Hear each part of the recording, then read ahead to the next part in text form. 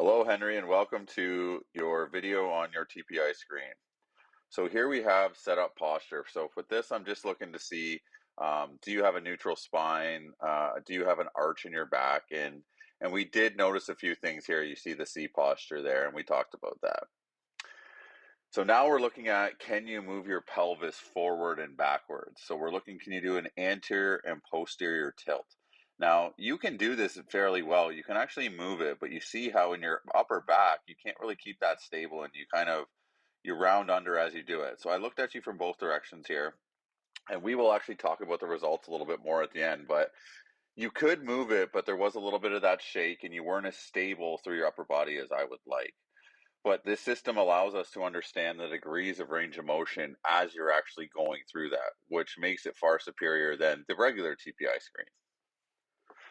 Okay, so next we have the pelvic rotation. So now I'm looking for you to keep your upper body stable while you rotate your hips around the axis of your spine. Now we're trying to keep our upper body fairly stable. As you can see, your upper body's moving a little bit. You do have a decent kind of amount of motion here happening, but you do shift side to side more than you're actually rotating, and you can see that as you go.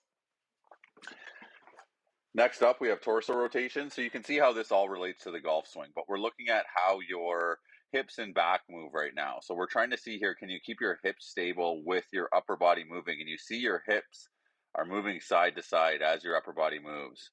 So that's going to impact your score. Now, the overhead squat, I said this to you, is probably the most telling exercise that you can do for mobility through your whole entire body. And you get down to a decent spot, but your hands do come forward. And there's an impact for that. So it's probably some tight calves. We know our upper back is a little bit limited, and that's why it's pulling us forward. And there's some drills that can help with that.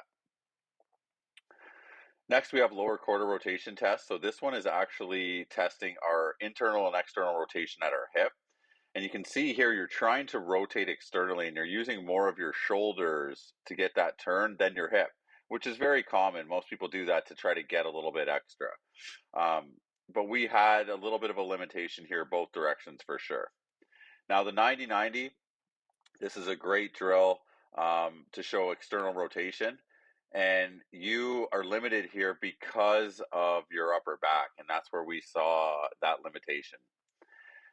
Okay, so single leg balance, we know we struggled here a little bit, Henry, but I mean, you were less than 5 seconds on both, and this is something that's easily trained in the gym, and I think that you can improve with this drastically with a little bit of help.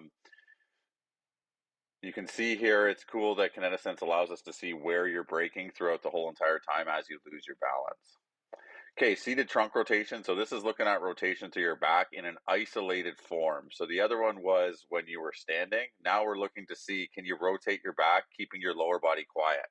You actually had a decent amount of rotation here. It wasn't too bad. Okay, next one we're looking at shoulder flexion. So this is actually the lat test. So I'm looking to see how much I can go up. And you do go up fairly high, but you're arching your lower back there. So we would have lost a little bit of a good score because of that arch in your lower back. Okay, cervical rotation. I talked to you about this one a lot too. This is your backswing. So if I can turn my neck to side, that's going to really help in my backswing because I actually rotate around my neck during the golf swing. I didn't show the wrists, the bridge of the toe touch because they aren't impacted by this screen.